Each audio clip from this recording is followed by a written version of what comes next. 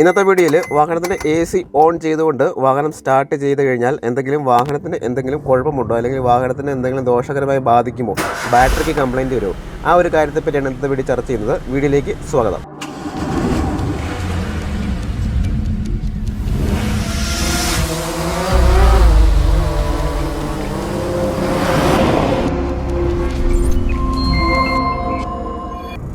ഇത് പറയുന്നതിന് മുമ്പ് വാഹനത്തിൻ്റെ AC എങ്ങനെയാണ് പ്രവർത്തിക്കുന്നതെന്ന് ഒരു ചെറിയ രീതിയിലൊന്ന് പറഞ്ഞുതരാം. കാറുകളുടെ AC പ്രവർത്തിക്കുന്നത് കാറുകളുടെ എഞ്ചിനിൽ നിന്നുള്ള പവർ കടമെടുത്താണ്. AC ഉള്ള എല്ലാ വാഹനങ്ങൾക്കും കംപ്രസർ അഥവാ കണ്ടൻസർ അങ്ങനെ ആ ഒരു സിസ്റ്റം വാഹനത്തിൽ ഘടിപ്പിച്ചിട്ടുണ്ടായിരിക്കും. കംപ്രസർ കറങ്ങിയാണ് വാഹനത്തിൻ്റെ AC പ്രവർത്തിക്കുന്നത്.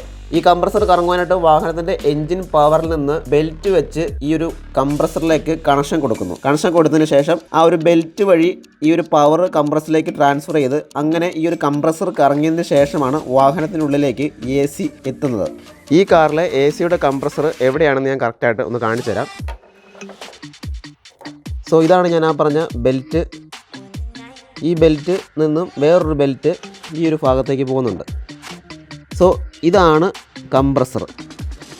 ഇതാണ് വാഹനത്തിൻ്റെ AC കംപ്രസർ. നിങ്ങൾക്ക് കാണാൻ സാധിക്കും ഒരു ബെൽറ്റ് ആ ഒരു കംപ്രസറിലേക്ക് കണക്ട് ചെയ്തിട്ടുണ്ട്.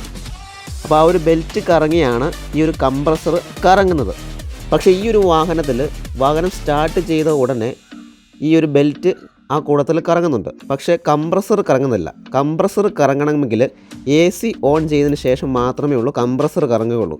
ഈ ഒരു കംപ്രസർ കറങ്ങുവാനായിട്ട് അത്യാവശ്യം നല്ല ലോഡ് വേണ്ടി വരും. അത് എഞ്ചിനിൽ നിന്നാണ് കടമെടുക്കുന്നത്. അതുകൊണ്ട് AC ഓൺ ചെയ്തുകൊണ്ട് വാഹനം സ്റ്റാർട്ടാക്കി കഴിഞ്ഞാൽ ഈ ഒരു കംപ്രസറും കൂടെ ആ ഒരു ലോഡിൽ ഉൾപ്പെടും. അതുകൊണ്ട് വാഹനത്തിൻ്റെ സ്റ്റാർട്ടർ മോട്ടറിന് കൂടുതൽ ലോഡ് അനുഭവപ്പെടും എന്നാണ് ഈ ഒരു AC ഓൺ ചെയ്തുകൊണ്ട് വാഹനം സ്റ്റാർട്ടാക്കിയാലുള്ള കുഴപ്പം എന്നാണ് എല്ലാവരും പറയുന്നത്. പക്ഷേ അങ്ങനെയല്ല. ഞാനിപ്പോൾ ലൈവായിട്ട് നിങ്ങളൊരു പ്രൂഫ് കാണിച്ചു തരാം. ഞാനിപ്പോൾ വാഹനത്തിൻ്റെ AC ഓൺ ചെയ്തിട്ടുണ്ട്. ഞാനിപ്പോൾ ഇത് ക്യാമറ ആ ഒരു എഞ്ചിൻ്റെ ഭാഗത്ത് കൊണ്ട് കാണിച്ചു തരാം. വേറൊരാളെ കൊണ്ട് ഞാൻ വാഹനം സ്റ്റാർട്ട് ചെയ്യിക്കാൻ പോവുകയാണ്. നോക്കിക്കൊള്ളുക. സ്റ്റാർട്ടാക്കിയോ.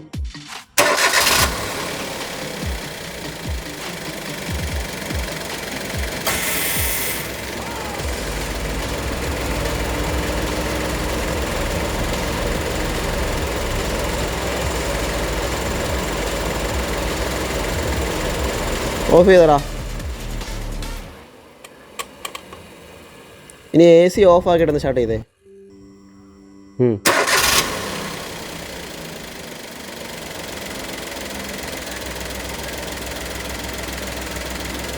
ഇനി AC ഒന്ന് ഓണാക്കിയേ.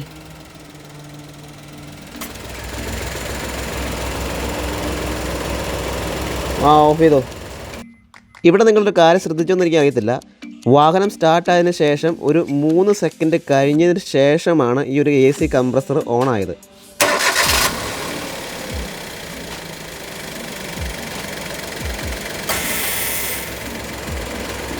ഒരു പക്ഷേ വാഹനത്തിന് കംപ്ലൈൻറ്റ് വരണമെങ്കിൽ വാഹനം സ്റ്റാർട്ടാവുന്നതിൻ്റെ കൂടുതൽ തന്നെ ഈ ഒരു AC കംപ്രസർ വർക്ക് ചെയ്യുവാണെങ്കിൽ നമുക്ക് മനസ്സിലാക്കാം അത് കംപ്ലൈൻറ്റ് വരാനുള്ള സാധ്യത കൂടുതലാണ്.